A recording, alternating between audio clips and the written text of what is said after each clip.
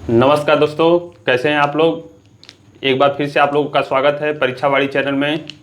हम लोग संविधान पढ़ रहे थे और संविधान में हम लोगों ने मूल अधिकार को उठाया हुआ था। ठीक है, तो हम लोगों ने जाना था कि मूल अधिकार क्या होता है। तो मूल अधिकार वह अधिकार होता है जो व्यक्ति के बौद्धिक, नैतिक एवं आध्यात्मिक विकास के लिए अत्यंत ही आवश्यक नहीं, अपरिहार्य होता है। ठीक है, तो जाना था कि मूल अधिकार क्या होता है। फिर उसमें देखा था कि मूल अधिकार जो होता है वो राज्य के विरुद्ध दावा होता है। दावा का मतलब हम लोगों ने देखा था कि जो हम लोग का एक अधिकार है उसको हम लोग छीन सकते हैं, ले सकते हैं किसी से। ये हमारा अधिकार है। किससे ले सकते हैं? तो राज्य से ले सकते हैं। ठीक है, फिर आर्टिकल 15-12 में हम लोगों ने देखा था कि राज्य की परिभाषा क्या है, मतलब कि कौन कौन संस्था राज्य में शामिल हैं। ठीक है, आगे फिर आर्टिकल 13 में हम लोगों ने देखा था कि यदि मूल अधिकार का जो विरोध करने वाली विधियां होंगी वो अविधिमान्य होंगी या शून्य होंगी। ठीक है, फिर आगे आर्टिकल 15 में हम लोगों ने देखा था, आर्टिकल 14 से शुरू किया था समता के अधिकार को, जो पहला अधिकार था हम लोग का। तो आर्टिकल 14 में हम लोगों ने देखा था कि विधि के समय समता, विधियों का समान संरक्षण। फिर उसी के क्रम में आगे आर्टिकल 15 में केवल धर्म, मूल, वंश, लिंग, जाति के आधार पर विभेद को पढ़ा था। ठीक है, फिर आर्टिकल 16 में हम लोगों ने पढ़ा था कि अवसर एवं लोक नियोजन में अवसर की समानता। ठीक, फिर आर्टिकल 17 में हम लोगों ने अस्पृश्यता को देखा था। फिर आर्टिकल 18 में हम लोगों ने उपाधियों का अंत किया था।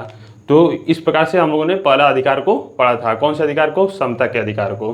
ठीक, आज हम लोग शुरू करने वाले हैं स्वतंत्रता के अधिकार। ठीक, तो स्वतंत्रता के अधिकार आर्टिकल 19 से लेकर 22 तक प्रदान किया गया है।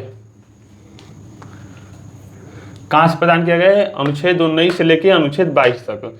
अनुच्छेद 19 में वाक स्वतंत्रता आदि के बारे में कुछ स्वतंत्रता दी गई है। आर्टिकल 20 में आप दोषसिद्धि के विरुद्ध संरक्षण के बारे में पढ़ेंगे। आर्टिकल 21 में प्राण एवं दैहिक स्वतंत्रता के बारे में आप पढ़ेंगे। फिर आर्टिकल 22 में आप लोग गिरफ्तारी के विरुद्ध संरक्षण के बारे में पढ़ेंगे। ठीक है, तो आज हम लोग उठाएंगे आर्टिकल 19 को। ठीक, तो सबसे पहले हम लोग जान लेते हैं कि भाई स्वतंत्रता का अधिकार क्या है। तो जो स्वतंत्रता का अधिकार है, एक तरह से सारे जितने भी अधिकार मिले हुए हैं उन सबों का आधार स्तंभ ही स्वतंत्रता का अधिकार है, क्योंकि इसके बिना व्यक्ति अपना बौद्धिक विकास कर ही नहीं सकता।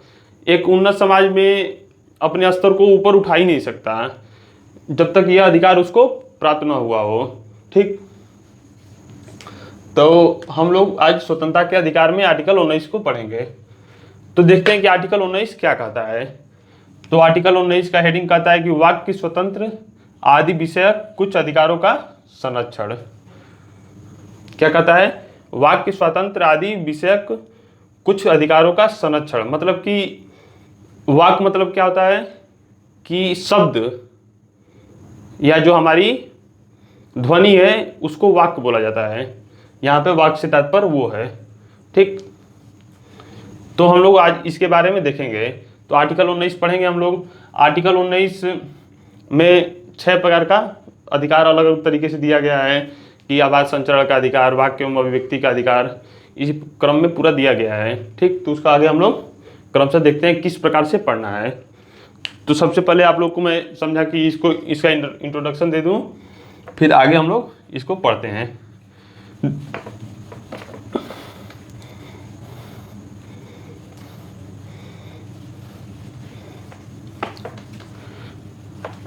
बहुत ही आसान है, आराम से समझिए, और बहुत ही अत्यंत आवश्यक अधिकार है जिसको हम लोग के लिए जानना बहुत ही जरूरी है, अत्यंत जरूरी।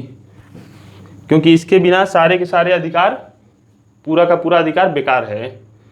इसके प्रवर्तन बिना आप किसी अधिकार को नहीं पा सकते। तो आर्टिकल 19 में देखिए, आर्टिकल 19 का जो मूल संविधान है उसमें कुछ प्रोफार्मा इस प्रकार से दिया गया है, उसी प्रकार से हम लोग पढ़ा जाएगा। जो कॉन्स्टिट्यूशन लॉ का बेयर एक्ट होता है उसमें इस प्रकार से दिया गया है। देखिए, अनुच्छेद 19 जो है,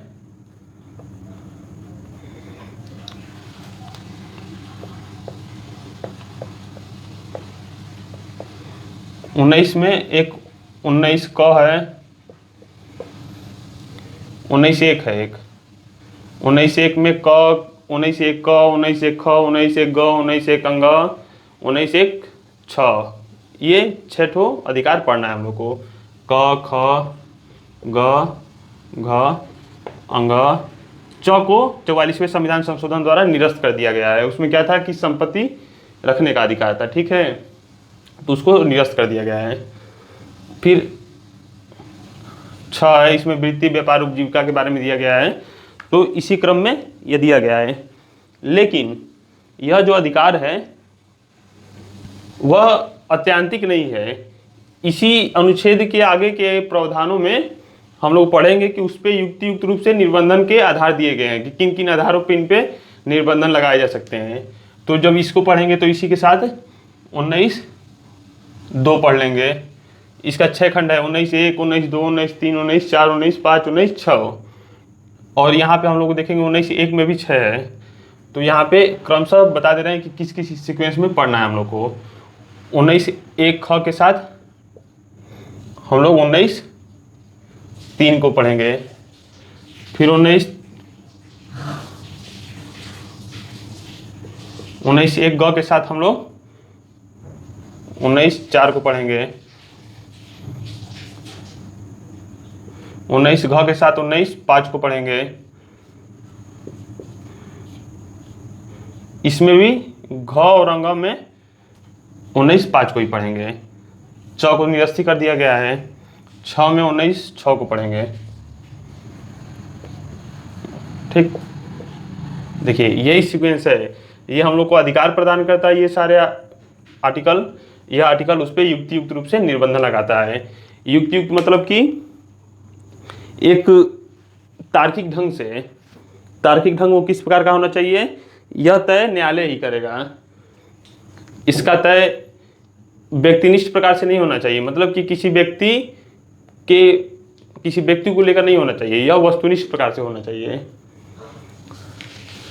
तो इसी सीक्वेंस में पढ़ना है। मान लीजिए जिसे 19(1) क में दिया गया है कि वाक्य एवं अभिव्यक्ति की स्वतंत्रता, 1 ख में दिया गया है सभा एवं सम्मेलन की स्वतंत्रता, 1 ग में दिया गया है संगम या संघ बनाने की स्वतंत्रता, फिर 1 घ में दिया गया है कि भारत के राज्य क्षेत्र में आवास संचरण की स्वतंत्रता, अंग में दिया गया है कि निवास की स्वतंत्रता, 6 च में दिया गया था इसको 44वां संविधान संशोधन द्वारा निरस्त कर दिया गया, जो संपत्ति का अधिकार, संपत्ति रखने का अधिकार जो प्रदान करता था, इसको निरस्त कर दिया गया। 1(6) में दिया गया है कि वृत्ति उपजीविका या व्यापार या कारोबार करने की स्वतंत्रता। ठीक, तो हम लोग शुरू करते हैं 19(1) क और 19(2) को क्रमशः इसी प्रकार से सीक्वेंस में पढ़ेंगे। ठीक, तो इसको यहाँ पे मिटा देते हैं।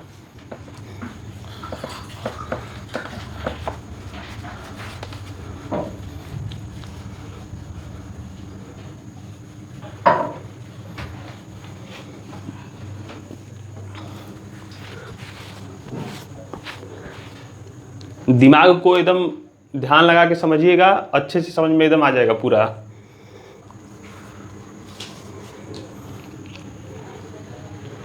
तो शुरू करते हैं 19(1) क। 19 क्या शुरू करता है कि राज्य सभी नागरिकों को, मतलब कि आर्टिकल 19 जो है वो केवल नागरिकों को ही प्रदान किया गया है। नागरिक में केवल जो मनुष्य प्राणी है वही आता है, न कि जो मैं बताया था व्यक्ति में विदेशी व्यक्ति भी शामिल हो जाता है, या जो विधिक व्यक्तित्व है जैसे कंपनी हो गया, ये सब उसमें शामिल हो जाती हैं, लेकिन इसमें शामिल नहीं होंगी नागरिक में। नागरिक में कौन शामिल होगा, जो मानव प्राणी है, जो सांस ले सकता है, आगे पीछे एक सोच सकता है, भावना को समझ सकता है, वही मनुष्य है। तो वही नागरिक समझा जाएगा और उसी को आर्टिकल 19 का लाभ मिलेगा। तो 19(1) क में दिया गया है कि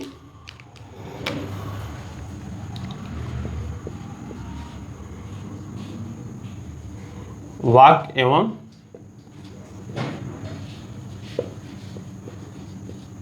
अभिव्यक्ति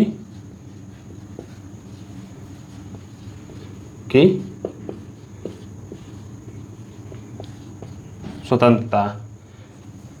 क्या दिया गया है कि वाक्य एवं अभिव्यक्ति की स्वतंत्रता। तो वाक्य का मतलब हम लोगों ने जाना कि कोई शब्द या ध्वनि या जो हमारी आवाज़ है ये वाक है। जैसे मैं अभी बोल रहा हूँ कि वाक, तो ये वाक आवाज़ है, तो यही वाक है। अभिव्यक्ति मतलब प्रकट करना। एक व्यक्ति अपनी भावना को प्रकट करे कि वह भावना दूसरे के यहाँ पहुँच जाए, उसे अभिव्यक्ति बोलते हैं। यह शब्द द्वारा, लिखित द्वारा, लिख के हो सकता है, इशारों में हो सकता है, या मुद्रण द्वारा हो सकता है, छपाई द्वारा, या विभिन्न जिस माध्यम से चाहे वो उस माध्यम से इसको किया जा सकता है। क्या किया जा सकता है? वाक्य एवं अभिव्यक्ति। वाक्य तो बोली के किया जा सकता है, लेकिन इसमें जो शब्द होता है वो भी उसको समाहित किया गया है। तो यहाँ पे वाक्य एवं अभिव्यक्ति की स्वतंत्रता। इसके कुछ आयाम हैं। देखिए, एक न्यायालय के सामने सबसे महत्वपूर्ण प्रश्न आया था कि क्या जो मूल अधिकार में जो ये मैं बता रहा हूँ आर्टिकल 14, 15, 16, 17, 18, 19, 20, 21, तो जो क्या इस आर्टिकल में जो प्रावधान दिए गए हैं या जो संविधान के भाग 3 में जो प्रावधान नहीं किए गए हैं, क्या वो भी मूल अधिकार हो सकते हैं? तो ये सुप्रीम कोर्ट के सामने बहुत ही अच्छा प्रश्न आया था। तो इस पर सुप्रीम कोर्ट ने अपना मत व्यक्त किया कि जितने भी अधिकार हैं, यदि जो संविधान में दे दिया गया है तो उस समय सारी चीज़ों को एक शब्द में समाहित करना संभव नहीं है, क्योंकि उसको अलग अलग रूप से किया जाएगा तो वो अपने आप में विशाल हो जाएगा। ऐसे ही भारत का संविधान जो है वो विश्व का सबसे बड़ा लिखित संविधान है, तो हर बातों को लिखा नहीं जा सकता।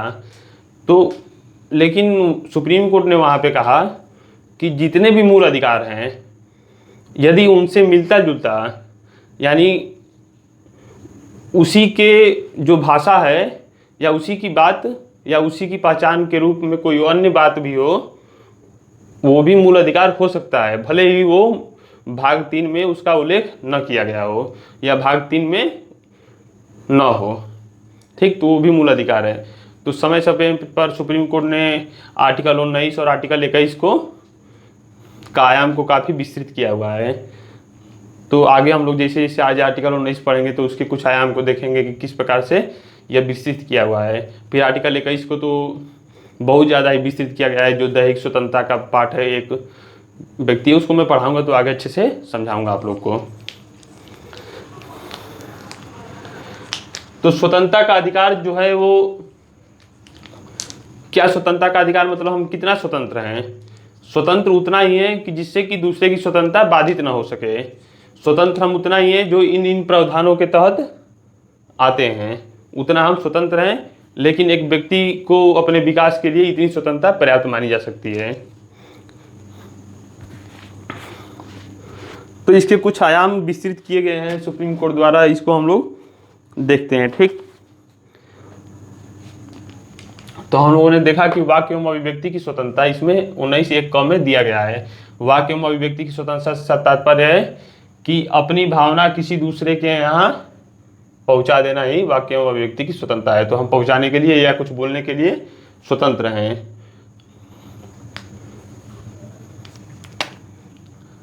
इसमें देखिए उच्चतम न्यायालय ने क्या क्या बातों को समाहित किया है। सुप्रीम कोर्ट ने कहा है कि वाक्य एवं अभिव्यक्ति की स्वतंत्रता में जानने का भी अधिकार शामिल है।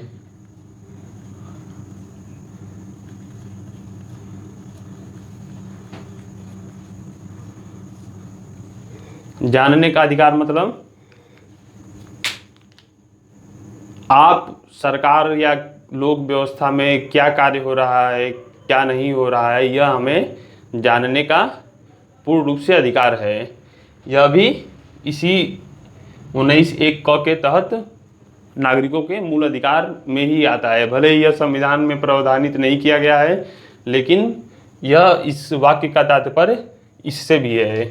यह मुख्य रूप से यह कहता है कि वाक्य एवं अभिव्यक्ति की स्वतंत्रता के अधिकार में जानने का अधिकार भी शामिल है। लेकिन जो राज्य की सुरक्षा की दृष्टि से सुप्रीम कोर्ट ने अब पूरा जानने का अधिकार तो नहीं दिया, लेकिन अधिकतर चीज़ें दे दी गई उसमें। लेकिन कहा उसने सुप्रीम कोर्ट ने कि जो जानने का अधिकार है उस पर युक्तियुक्त निर्बंधन है, मतलब उस पर पाबंदी है। जो कोई गोपनीय बात है या कोई देश स्तर पे अखंडता को खतरा पहुंचाने वाली बात है, इसको गोपनीय बनाए रखना जानने के अधिकार में शामिल नहीं होगा। मतलब कि उसको गोपनीय सरकार रख सकती है या राज्य रख सकती है।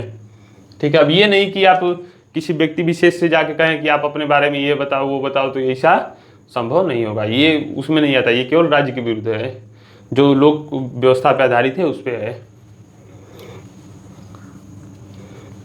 फिर आगे है कि इसी के प्रावधान सुप्रीम कोर्ट के निर्णय को देखते हुए सूचना का अधिकार अधिनियम 2005 को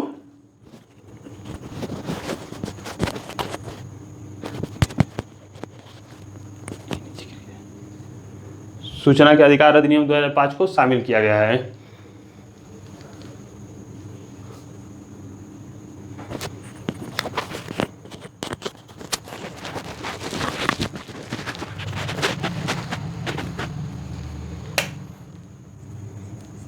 जो सूचना का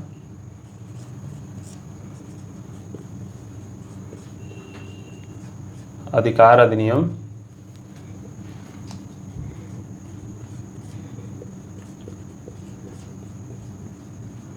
2005, ये जो सुप्रीम कोर्ट का फैसला था, इसी के आधार पर सरकार ने आगे कानून इस पर लाया।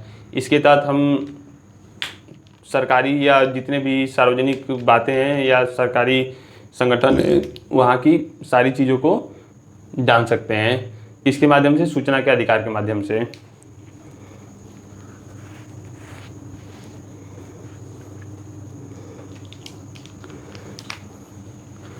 इसमें दूसरा आयाम शामिल किया गया कि जो भारत का राष्ट्रगान है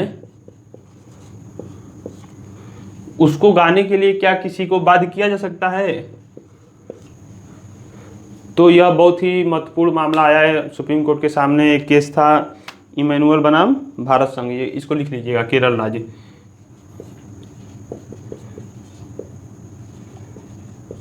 वर्सेस केरल राज्य। इसमें केस हुआ कि एक बच्चा था, वो शांतिपूर्वक राष्ट्रगान में खड़ा हो गया लेकिन राष्ट्रगान को गाया नहीं। इस आधार पे उसको उस स्कूल से निष्कासित कर दिया गया। लेकिन वो इस फैसले को लेके केरल हाई कोर्ट पहुंचा कि हमारा निष्कासन को रद्द किया जाए। तो केरल हाई कोर्ट ने कहा कि नहीं, राष्ट्रगान गाने के आधार पे इनका आप नहीं गाया है तो इस आधार पे निष्कासन वैध है।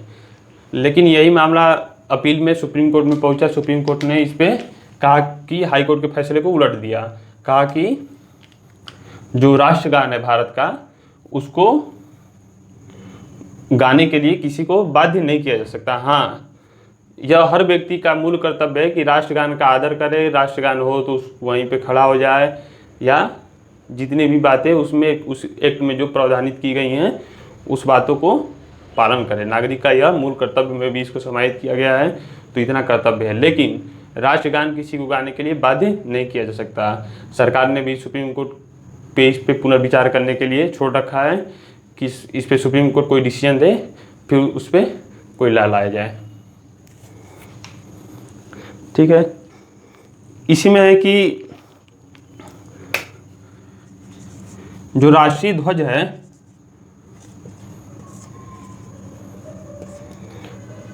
यह फहराना भी एक मूल अधिकार है। कोई भी व्यक्ति है वो अपनी, भाई यह हम लोग वाक्य एवं अभिव्यक्ति की स्वतंत्रता पढ़ रहे हैं। तो एक केस आया था भारत संघ बनाम, यह केस 1986 का था। यह भारत संघ बनाम नवीन जिंदल। कौन? नवीन जिंदल। इस केस में क्या हुआ था कि एक व्यक्ति थे, अपने कारखाने पे झंडा को लहरा दिया था। उनके कारखाने को सील कर दिया गया कि इस आधार पे कि आपने इस पे यहाँ पे झंडा का ध्वजारोहण किया, जो आपका एक निजी संस्थान है, निजी कारखाना है, इस पे आप नहीं कर सकते। तो ये जब मामला सुप्रीम कोर्ट के पास पहुँचा था, सुप्रीम कोर्ट ने बहुत ही अच्छा इस पे फैसला दिया कि जो भारत का राष्ट्रीय ध्वज है इसको फहराना हर नागरिक का मूल अधिकार है। जरूरी नहीं है कि केवल यह सार्वजनिक स्थानों पे ही फहराया जाए। व्यक्ति अपने कारखानों या कहीं पे भी फहरा सकता है। क्यों फहरा सकता है? क्योंकि अपनी राष्ट्र भावना, अपने अंदर की जो राष्ट्र भावना है वो जागृत करने के लिए, अभिव्यक्त करने के लिए। तो यह वाक्य एवं अभिव्यक्ति की स्वतंत्रता में शामिल है। फिर आगे हम लोग देखते हैं कि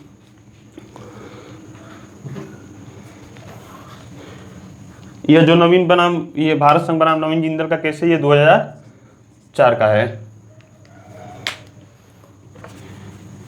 फिर आगे इसके आयाम को विस्तृत सुप्रीम कोर्ट ने कुछ अन्य महत्वपूर्ण फैसलों से किया हुआ है, कुछ एकाध को और हम लोग देख लेते हैं।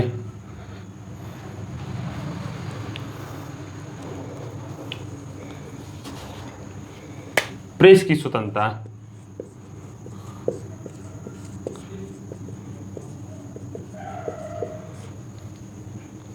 जाहिर सी बात है कि एक लोकतांत्रिक और सभ्य समाज की स्थापना में प्रेस का और इस अधिकार का बहुत ही अहम रोल होता है, क्योंकि इसके बिना कहीं पे सभ्य या उचित लोकतांत्रिक सरकार की स्थापना नहीं की जा सकती। क्योंकि जब तक उसकी सही मायने में लोकतांत्रिक सरकार की आलोचना नहीं की जाएगी, तब तक लोकतांत्रिक देश होने का वो महत्व अपना खो देंगी। भाई जब कोई विपक्ष जब तक विरोध नहीं करेगा, तब तक वो सरकार एक दायित्व के अंतर्गत आ ही नहीं पाएगी या कार्य करने के लिए बाध्य हो ही नहीं पड़ेगी। तो इसी के तहत हम लोग प्रेस की स्वतंत्रता आया। तो प्रेस मतलब क्या होता है कि जो समाचार को मैं दूसरी की बात को तीसरी जगह पहुंचा दे, इसी को प्रेस बोला जाता है। तो प्रेस की स्वतंत्रता भी इसी के तहत शामिल है। और एक अगला है जो स्वतंत्रता का क्षेत्रीय विस्तार, मतलब कि यह विदेश में भी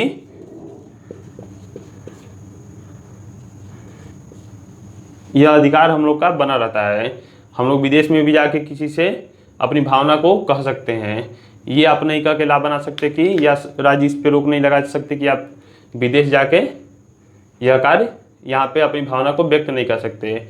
देखिए, लेकिन हर बातों पे युक्त रूप से निर्बंधन लगाया गया है। जो प्रेस की भी स्वतंत्रता है वो नागरिकों से ज़्यादा नहीं है। हाँ, थोड़ा बहुत है, लेकिन बहुत ज़्यादा नहीं है। ज़्यादा का एकदम बराबर ही है, मतलब मान लीजिए।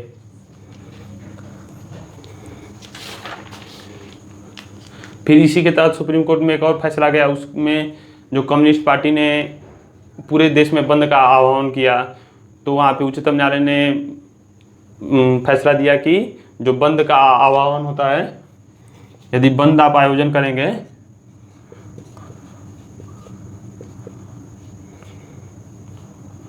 बंद का आह्वान असंवैधानिक है।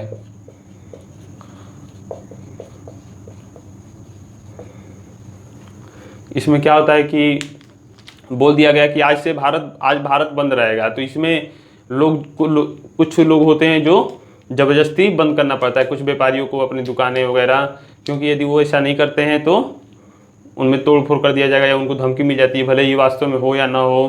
तो इसलिए इस बंद के आह्वान की वजह से एक नागरिक का जो नहीं चाहता है कि भारत बंद हो उस दिन, तो वो उसका अधिकार बाधित हो जाता है। ठीक।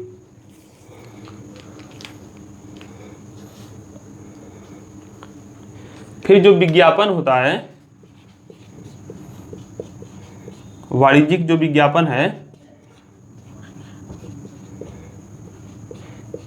यह भी वाक्य एवं अभिव्यक्ति स्वतंत्रता के अंतर्गत एक मूल अधिकार है। लेकिन आप उन वस्तुओं का विज्ञापन नहीं कर सकते जो सरकार द्वारा पूर्णतः रोक लगा दिया गया है। जैसे एक हमदर्दी दवाखाना का मामला आता है, उसमें एक ऐसी दवा रहती है जादूगरी दवा, उसको सरकार ने बैन किया हुआ था और उस विज्ञापन में वही दवा लेने के लिए बताया गया। तो इस आधार पे उस विज्ञापन को रोक दिया गया। तो सुप्रीम कोर्ट ने कहा कि सरकार वैसा कर सकती है क्योंकि वो जनता के हित में है। फिर जो मूवी वगैरह होती हैं, चलचित्र इसको बोला जाता है। चलचित्र मतलब उसमें सीरियल वगैरह सभी आ जाएंगी। वो प्रकाशित होने से पहले सेंसर बोर्ड के पास जाता है, वहाँ पे उसको देखा जाएगा, उसके बाद ही उसको प्रकाशित मतलब उसका सिनेमा हॉल में प्रसारण किया जाएगा। क्योंकि सबसे ज़्यादा जो प्रभाव पड़ता है वो चलचित्रों के माध्यम से भारत की जनमानस पे पड़ता है। अधिकतर युवा वर्ग है, मूवी देख के निकलती है, एक अलग धारणा मन में बन जाती है कि इसका पात्र जो हीरो था वो मैं ही हूँ और एकदम सेम टू सेम ये हमारे पे मूवी मिलती जुलती है। तो इस प्रकार से वो उसी ढर्रे में कार्य करने लगते हैं। ऐसे अनेकों केसें हम लोग के सामने आ गई हैं, देखा गया है। ठीक है, तो इस पे भी पूर्ण चलचित्र पे पूर्ण अवरोध लगाया जा सकता है। ठीक, अब आगे हम लोग देखते हैं कि जो 19(1) क है उस पे निर्बंधन किस किस आधार पे लगाया जा सकता है। तो 19(1) क में जो निर्बंधन है,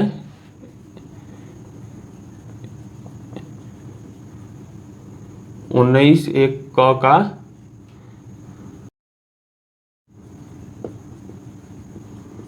निर्बंधन मतलब ये होता है कि उसको, उस पे अवरोध या उसको बाधित करना या उसको अधिकार को वहाँ पे समाप्त कर देना, उसी को निर्बंधन बोला जाता है। तो 19(1) क का निर्बंधन किस आर्टिकल के तहत लगाया जाएगा? तो 19(2) के तहत। ठीक, तो इसमें कुछ आधार दिए हुए हैं कि इन इन आधारों पे, युक्ति जो आधार दिए गए हैं ये कॉन्स्टिट्यूशन में दे रखा है, तो उन आधारों पे वाक्य एवं अभिव्यक्ति की स्वतंत्रता पे निर्बंधन लगाया जा सकता है।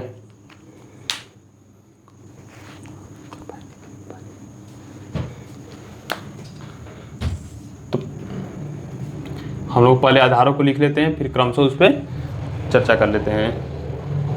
तो पहला आधार है राज्य की सुरक्षा को देखते हुए। दूसरा है कि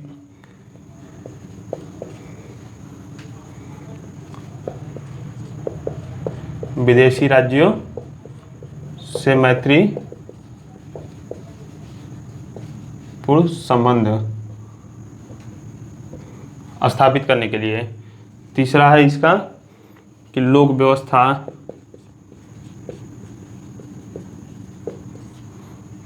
चौथा है शिष्टाचार या सदाचार। पांचवा इसका है न्यायालय अवमान यानी कंटेम्प्ट ऑफ कोर्ट। छठवा है मानहानि। फिर इसका सातवां है अपराध उद्दीपन। देखिए ये सब लिखते चलिएगा, क्योंकि ये शब्द पूछता है सीधे पेपर में। ये एसआई में तो एकदम कंपलसरी यही सब उठाएगा। आप लोग कहेंगे कि कहाँ से आया है, तो आप लोग ये प्रश्नों से आप नहीं कर पाएंगे। पढ़े रहेंगे यहाँ पे, अच्छे से करेंगे, बाकायदा इसको लिख लीजिएगा। अभी समझ लीजिए। अब देखिए अभी हम लोग का नोट्स जो है वो तैयार हो रहा है, जो आप लोग को प्रोवाइड किया जाएगा। तो नोट्स बहुत मायने नहीं रखता। आप कोई भी किताब उठा के, जैसे यदि विस्तृत ढंग से पढ़ना है तो लक्ष्मीकांत को पढ़ लीजिएगा, या डी बसु सुभाष कश्यप, जिसको भी एक लक्ष्मीकांत ले लेंगे तो अच्छा रहेगा। छोटे स्तर पे एसआई के लिए तो कोई एक अच्छा बुक ले लीजिएगा। लूसेंट वगैरह से भी आप पढ़ेंगे तो ये जो मैं चीज़ें बताया हूँ उससे रिवीजन करने में एकदम आसानी होगी। अब लूसेंट पढ़ेंगे तो आप लोग को चीज़ें समझ में आनी शुरू हो जाएंगी अच्छे से। फिर आठवां है भारत की प्रभुता एवं अखंडता।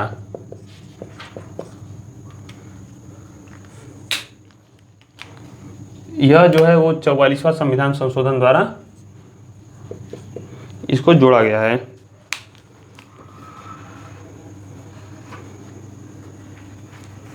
इस शब्द को इसमें इसी के द्वारा जोड़ा गया है।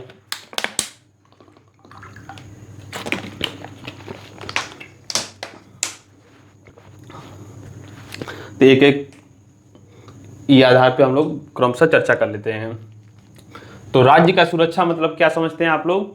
कि राज्य का सुरक्षा को लेके वाक्य एवं अभिव्यक्ति की स्वतंत्रता पे राज्य निर्बंधन लगा सकती है। तो राज्य की सुरक्षा से यहाँ तात्पर्य है कि कहीं भी यदि उसे खतरा समझ में आता है कि सशस्त्र विद्रोह या इनके बोलने से दंगा फैल सकता है या तरह तरह के विदेशी आक्रमण होने वाला है, इस पे वाक्य एवं अभिव्यक्ति की स्वतंत्रता पे निर्बंधन लगाया जा सकता है। तो राज्य की सुरक्षा आप लोग समझ गए होंगे। विदेशी राज्यों से मैत्रीपूर्ण संबंध, देखिए जब यह प्रावधान में लाया जा रहा था तो संसद में इस पे काफ़ी बहस हुआ कि आप कोई भी कार्य करेंगे, समझौता कर लेंगे विदेशों से, और आप लोग उस पर कोई भारत का नागरिक उस पर बोल नहीं सकता। क्यों नहीं बोल सकता? क्योंकि विदेशी राज्यों से मैत्रीपूर्ण संबंध को लेके आप नहीं बोल सकते, इसमें आधार रखा जा रहा था। लेकिन सरकार ने संसद ने उस समय यह गारंटी दी थी कि इसका एक उचित रास्ते में ही उपयोग किया जाएगा। उचित रास्ता मतलब कि जैसे आप कह सकते हैं कि ये जब पर्याप्त आधार होगा तो ही इस पे निर्बंधन लगाया जाएगा। ठीक। हाँ, इसमें जो कॉमनवेल्थ के देश हैं, सदस्य देश, जो कॉमनवेल्थ जो संगठन है उसके सदस्य देश हैं, उन पे यह विदेशी, क्योंकि उस देश के सदस्य विदेशी में नहीं माने जाते हैं, और पाकिस्तान भी इसी में शामिल है, इसीलिए हम लोग पाकिस्तान को आराम से बोल सकते हैं। बहुत मैत्रीपूर्ण संबंध का वहाँ पे ध्यान नहीं रखना है। बाकी बीच बीच में चाइना वगैरह को भी हम लोग अच्छे से वो बोल सकते हैं, कोई दिक्कत नहीं है। लोक व्यवस्था से क्या समझते हैं आप लोग? तो लोक व्यवस्था से तात्पर्य है कि भाई जो देश में शांति व्यवस्था है या जो प्रशासनिक व्यवस्था है वो कुशलतापूर्वक चलती रहे, उसको जो भंग करने का प्रयास करें अपने बातों द्वारा या वाणी द्वारा, तो उस पर निर्बंधन लगाया जाएगा। आगे चौथा इसका कि शिष्टाचार एवं सदाचार। शिष्टाचार सदाचार मतलब कि ऐसा न बोल दीजिए कि प्रधानमंत्री को लगी या किसी दूसरे पर्सन को ही या किसी राजनेता को ही लगी गाली फकर देने, ये सब इसमें शामिल इसीलिए किया गया है कि भाई शिष्टाचार और सदाचार को वो अपनी वाक्य एवं अभिव्यक्ति में बराबर ध्यान में रखना है। इस वजह से इस पर निर्बंधन लगाया जा सकता है। पांचवा है न्यायालय अवमान। यह आर्टिकल 129 में इसका विस्तृत रूप से उल्लेख दिया गया है। ये शब्द आपको नहीं मिलेगा आर्टिकल 129 में भी। उसमें है आर्टिकल 129 में कि सुप्रीम कोर्ट जो है वो एक अभिलेखी न्यायालय है। मानहानि फिर है, मानहानि हम लोग आईपीसी में पढ़ेंगे, 499 इसका सेक्शन है मानहानि का।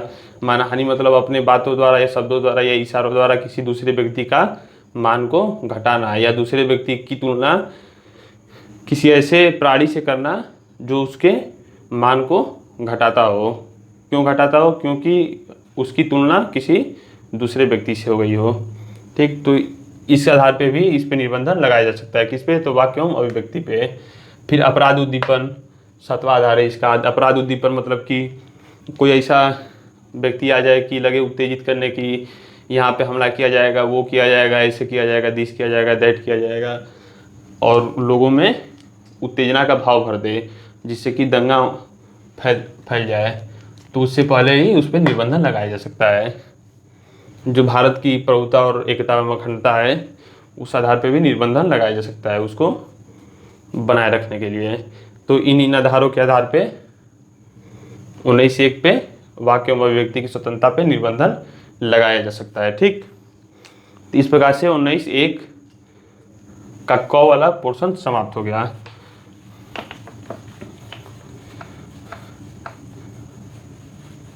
देखिए कोई भी हम लोग का जो अधिकार है वो आखिरी सीमा तक नहीं मिला हुआ है, क्योंकि कोई भी अधिकार एक सीमा तक रहेगा तभी सबका अधिकार उस पर एक साथ समान रूप से चलता रहेगा।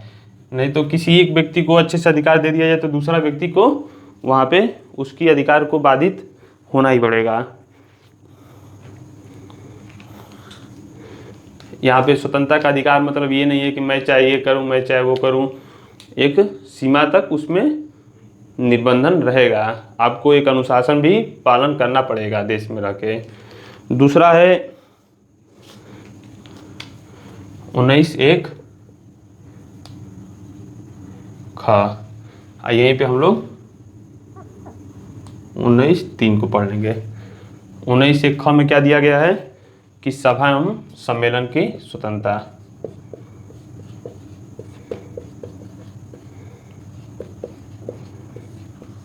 की स्वतंत्रता। ठीक, तो सभा से क्या समझते हैं आप लोग?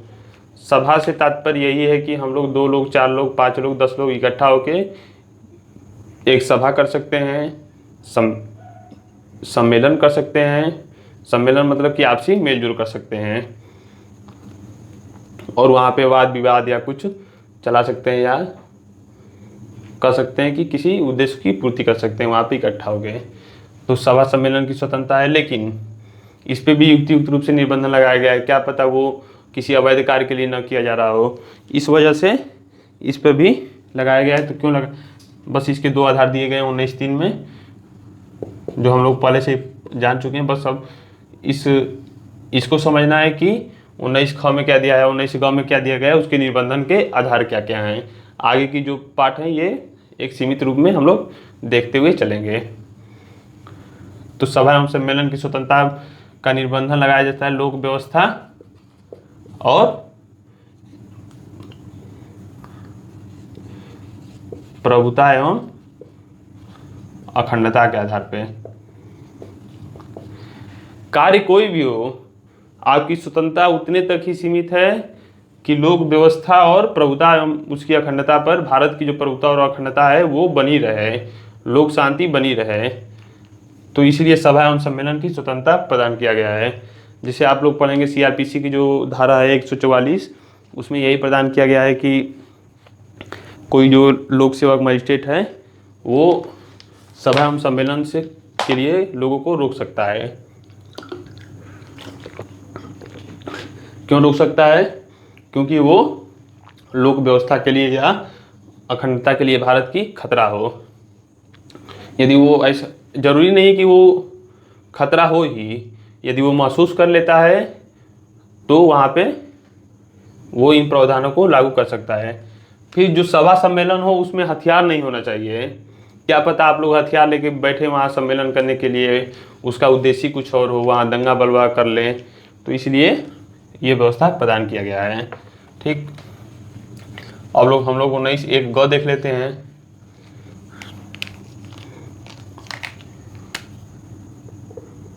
19(1) इसका निबंधन है 19(4) में।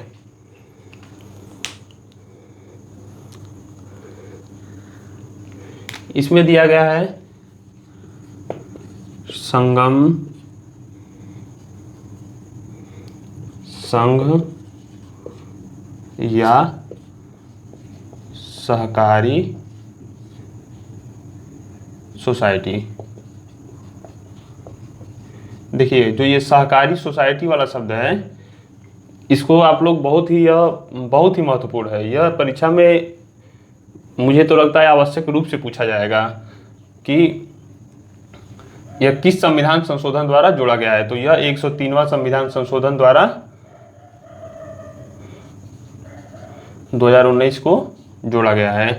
पहले क्या था मूल रूप से संविधान में कि संगम और संघ बनाने का अधिकार। तो संगम का क्या अर्थ होता है? संगम का अर्थ यह होता है कि एक दूसरे से मिलन करना। मिलन मतलब कि हम किसी से जाके कहीं भी मिल सकते हैं। संघ का अर्थ होता है कि जो बिना लाभ के उद्देश्य से कोई कार्य करने के लिए एक संघ बना सकते हैं, 2 या 2 से अधिक व्यक्तियों का। और सहकारी सोसाइटी में कुछ व्यक्ति मिलके एक लाभ कमाने के लिए एक निश्चित उद्देश्य से अपनी सोसाइटी बनाते हैं। तो यह अधिकार 19(1) में शामिल किया गया है। लेकिन इस पे भी निबंधन लगाया गया है तो 19(4) के तहत, तो उसके आधार को हम लोग देख लेते हैं। देखिए, प्रश्न में क्या पूछेगा परीक्षा में कि 19(ग) में क्या दिया गया है, उसके निबंधन के आधार क्या क्या हैं। तो इसमें भी लोक व्यवस्था ही है, फिर अखंडता है,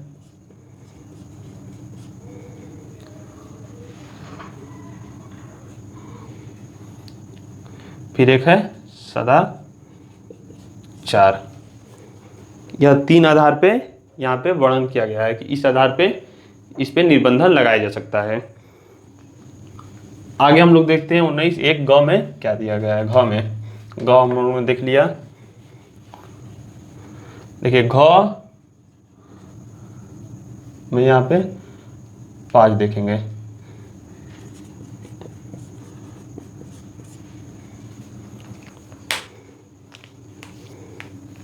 इसमें कि अबाध संचरण का अधिकार दिया गया है। अबाध संचरण, आप भारत में कहीं भी रहेंगे, यह एक राष्ट्रीय मानव को जागृत करता है, कि राष्ट्रीयता को जागृत करता है मन में, हृदय में अपने, कि हम कहीं भी भारत में संचरण कर सकते हैं, घूम सकते हैं, इस पे हमें रोका नहीं जा सकता। लेकिन इस पे भी निर्बंधन लगाया गया है। किस आधार पे लगाया गया है? तो वो आधार है 2 ठो। जो पहला है वो समाज जनता के हित में। देखिए जिसे ये आर्टिकल कहता है कि हम कहीं भी घूम सकते हैं, लेकिन इसी में 19(5) जो है वो कहता है कि नहीं, आप जनता के हित में यदि जरूरी है तो आपको रोका जा सकता है। या अनुसूचित जनजाति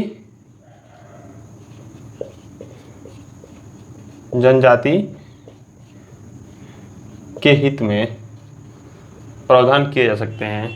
यहाँ पे देखना है कि जनता के हित में। जैसे एक केस आया था कि दिल्ली में एक व्यक्ति था, उसको 3 महीने के लिए या कुछ अवधि के लिए दिल्ली आने से रोक दिया गया।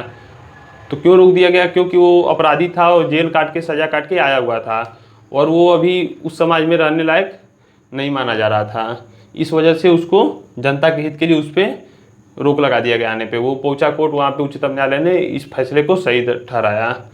फिर अनुसूचित जनजाति की जो संस्कृति होती है या उनकी अपनी भाषा होती है, उनका अपना रहन सहन होता है, उसको बनाए रखने के लिए उन पे कोई रोक टोक ना हो। भाई देखिए भारत देश जो है वो विविधताओं का देश है, एकता में अनेकता है। यहाँ पे विभिन्न प्रकार के जाति धर्म या विभिन्न बनावट के लोग यहाँ पे रहते हैं।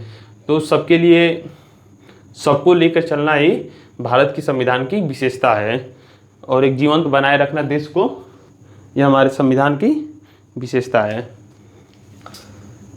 तो आवास संचरण फिर 19, इसको दोनों को एक साथ हम लोग पढ़ लेते हैं, 19(1) घ और 19(1) अंगा को। इसमें क्या है कि भारत में कहीं भी निवास करने की स्वतंत्रता। मतलब कि व्यक्ति भारत में कहीं भी अपना निवास कर सकता है। यह भी एक देश हित या राष्ट्र भावना को जागृत करने के लिए प्रावधानित किया गया है। और व्यक्ति यूपी का है, तमिलनाडु में जाके रह सकता है, तमिलनाडु का है, यूपी में आके रह सकता है, वहाँ की निवास स्थान को भी पा सकता है। लेकिन इस पे भी निर्बंधन है। क्यों है? तो वो जनता के हित में ही है, अनुसूचित जनजाति की है। 1 अंग और 1 घ पे निर्बंधन 19(5) के तहत ही लगाया गया है। तो सेम आधार ये होगा, बस इतना समझ लीजिए कि 1 घ में बोला गया है कि आप कहीं भी घूम सकते हैं, संचरण कर सकते हैं। 1 अंग में बोला गया है कि निवास की आपको स्वतंत्रता है, कहीं भी भारत में आप बस सकते हैं, रह सकते हैं। लेकिन 19(5) के तहत इस पे 2 आधारों पे निर्बंधन लगाया जा सकता है। ठीक है, यहाँ तक हम लोगों ने पढ़ लिया। जो आखिरी जो अधिकार दिया गया है उसको भी हम लोग देख लेते हैं।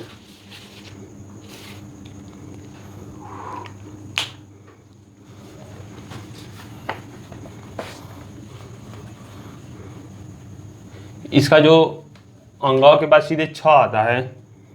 क्यों आता है 6? क्योंकि जो 'च' वाला पोर्शन था उसको निरस्त कर दिया गया। उसमें क्या था कि संपत्ति का अधिकार। तो 19(6) यहाँ पे 6, 19(1) 6। इंग्लिश में भी उसी सीक्वेंस में देख लीजिएगा आप लोग। तो यहीं पे क्या बोला गया है कि वृत्ति,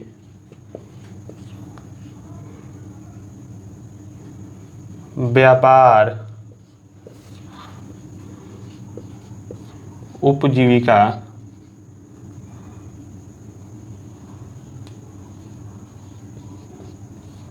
एवं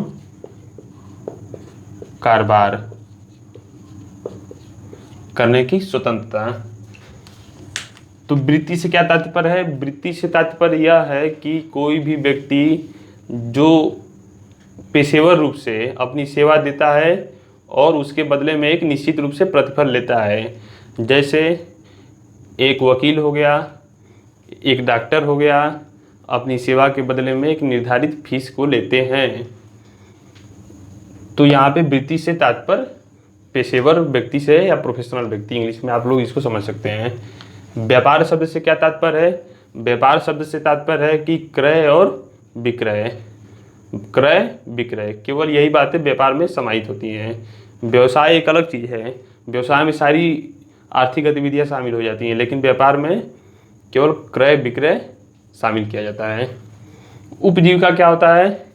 तो उपजीविका मतलब होता है कि आप का जो एक निर्वाहन का साधन है वो ऑलरेडी पहले से ही विद्यमान है।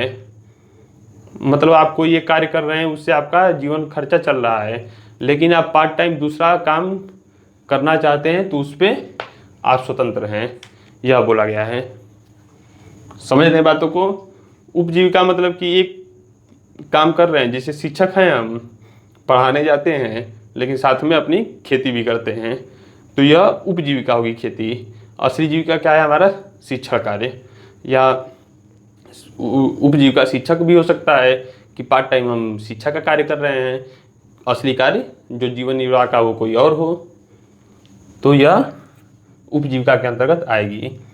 कारोबार में क्या होता है कि कारोबार में भी व्यवसाय होता है। कोई भी आर्थिक कार्य करने के उद्देश्य से हम लोग कोई व्यवसाय को स्टार्ट करते हैं, उसे ही कारोबार बोलते हैं। जैसे हवाला का हो गया कारोबार, ये सब कारोबार है।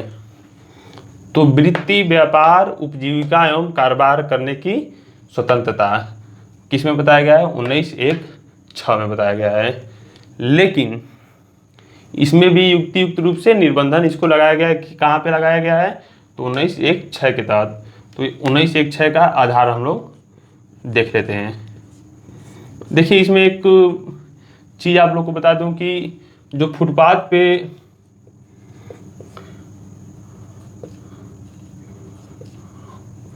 फेरी वाले जो ठेला लगाते हैं, वो भी उनका एक मूल अधिकार है। इस पर उच्चतम न्यायालय ने बड़ा ही अच्छा फैसला दिया हुआ है कि भाई जो फेरी लगता है रोड के किनारे किनारे, वो भारत में नहीं, विदेशों में और अमेरिका, इंग्लैंड जैसे देशों में भी लगता है और भारत में भी लगता है। और अभी से नहीं लग रहा है, यह प्राचीन काल से चला आ रहा है कि सड़कों पे व्यापार हुआ करता था, लोग वहीं पे बाजार वगैरह लगा करते थे। तो इस वजह से इसको विधिमान ठहराया गया है, लेकिन मूल अधिकार के रूप में प्रदान किया गया है। लेकिन उस पर भी युक्तियुक्त निर्बंधन है। जैसे रोड ऐसा तो नहीं कोई हाईवे हो, या रोड ऐसा तो नहीं कि बहुत पतली हो और उसी पे केवल व्यापार का ही कार्य फेरी वाले ही लगे हुए हो, तो उसके लिए पर्याप्त स्थान और जगह के ऊपर डिपेंड होना पड़ेगा। तो इसके जो आधार हैं वो क्या है? तो पहला आधार है वो साधारण जनता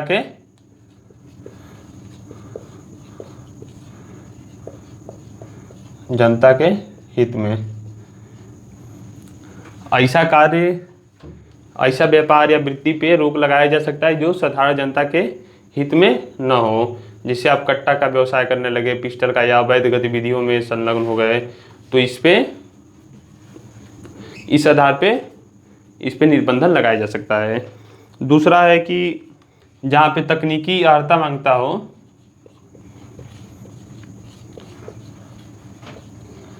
उस पे भी रोक लगाया जा सकता है।